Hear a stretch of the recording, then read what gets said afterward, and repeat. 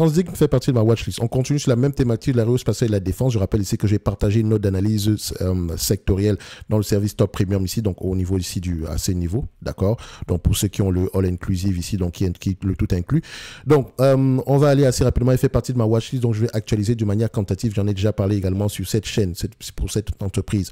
C'est un business ici qui a tendance ici à s'échanger aux alentours de 25 fois les bénéfices. Ok, enfin le marché paye plus que 25 fois les bénéfices en date d'aujourd'hui, mais nous, on ne paiera pas plus que 25 fois les bénéfices. Vous pouvez voir, en moyenne, c'est 23, mais vous allez remarquer ici que les multiples ont complètement changé à partir de 2022, d'accord, parce qu'il y a une croissance de plus en plus élevée. Et vous savez quel type de questions vous allez poser aux alentours au niveau de la croissance. C'est bien d'avoir ici une croissance des bénéfices nets, mais en termes de free cash flow, qu'est-ce qu'on a ici? Est-ce qu'on a des free cash flow qui sont de plus en plus croissants? On voit ici qu'on a des free cash flow qui vont également dans le même sens. Est-ce que le business est prévisible du point de vue free cash flow et du point de vue bénéfice net? On voit ici que les années sont tendance à faire de bonnes prévisions. On constate également que sur les dernières années, les prévisions sont, voilà, au niveau du secteur aérien, comme je l'ai mentionné avec CAE, vous allez vous rendre compte que sur les dernières années, les prévisions, c'est un peu difficile, mais voilà, ça reste un business prévisible parce que c'est une conjonction, la situation en 2020 et 2021 ici touchait toute l'industrie. OK, donc faites attention. Donc, 25 fois les bénéfices, c'est une entreprise que je ne paierai pas à plus de 1128 $ l'action. Si on prend en considération la dette nette en date d'aujourd'hui, dette nette, ça donne combien? On a une dette nette aux alentours de combien? À peu près aux alentours de 285 $. Donc 285 $, donc 300 $, 305 $ en date d'aujourd'hui, parce que sur les 12 derniers mois, c'est 305 $. 305 $, donc on peut rembourser la dette ici en, disons, si on prend en 5 ans, en 3 ans par là. Voilà, c'est ça. Non, même pas.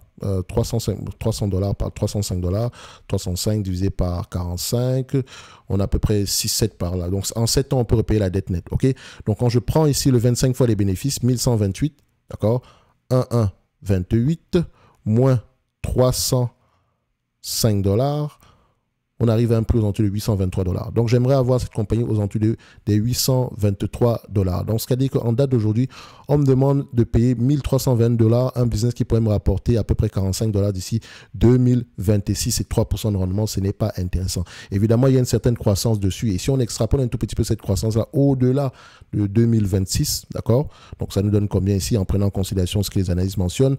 On n'ira pas plus, enfin, on regarde à peu près une croissance moyenne de 15% à 15 à 18%, sauf surprise, pas plus que 1893 $. Si on enlève ici la dette nette actuelle, ça fait à peu près 1500 $. Évidemment, on n'a pas une énorme marge de sécurité parce que extrapoler la croissance au-delà de 2 à 3 ans, ça devient de plus en plus complexe. D'accord? Donc, interrogez ici la taille du marché, si vous voulez avoir un avis général, un avis un peu plus poussé au niveau de la croissance. OK, la taille du marché, les parts de marché, l'évolution de la taille du marché ici. OK, ce n'est que mon avis et non un conseil d'investissement. Comme d'habitude, je me réserve le droit de me tromper. En description de la vidéo, vous avez le lien vers le service Top Premium où vous pouvez avoir accès à la watchlist actuelle ou bien les services supplémentaires ici proposés par Top Invest. C'est une entreprise qui mérite d'avoir une place dans n'importe quelle watchlist. Et ce que je vais faire ici, c'est que je vais l'ajouter dans ma watchlist personnelle et je l'attends aux alentours des 800 $ par là. Ce n'est que mon avis.